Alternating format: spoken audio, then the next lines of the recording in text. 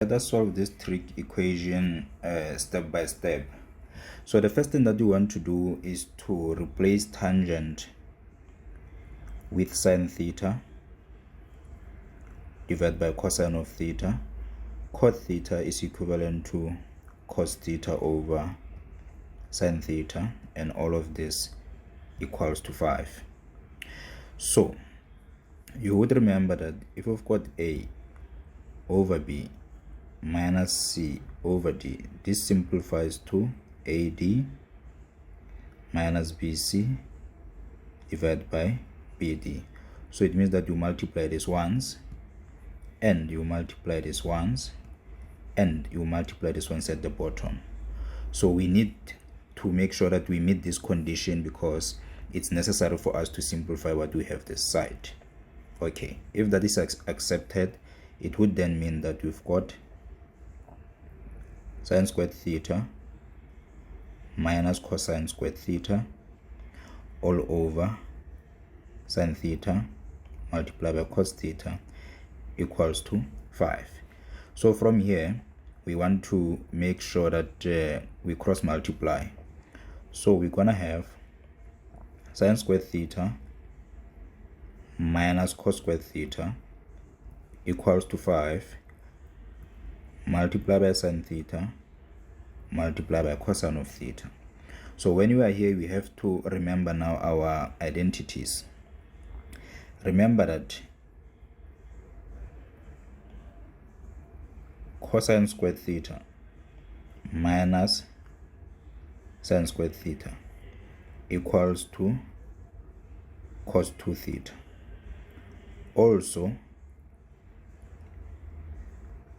2 sine theta cosine of theta is the same as sine 2 theta.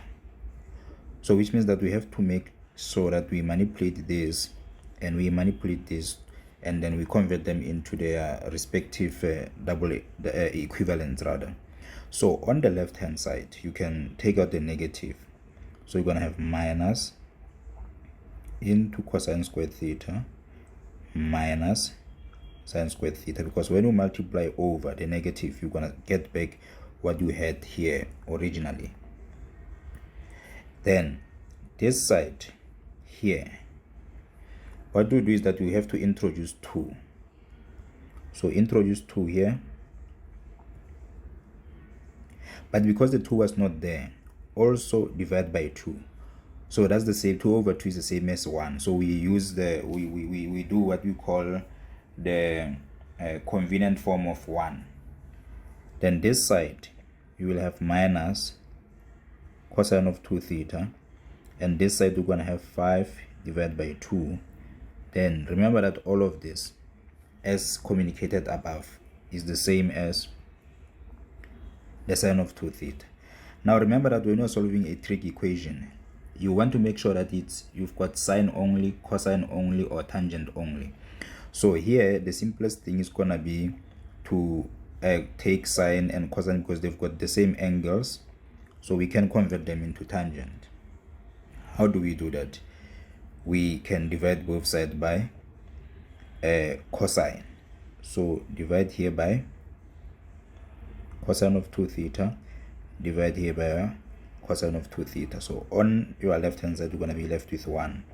On the right hand side, you're going to be left with 5 over 2. Sine over cosine is tangent. Then multiply both sides by 2 over 5. Multiply both sides by 2 over 5. So on the right, we're going to be left with tangent of 2 theta. On the left, we're going to have 2 over 5.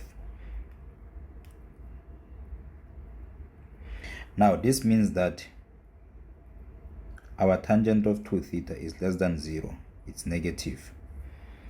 And now, according to trigonometric basics, if we've got 4 quadrants, tangent is negative in this quadrant, and it also negative in the second quadrant and the fourth quadrant.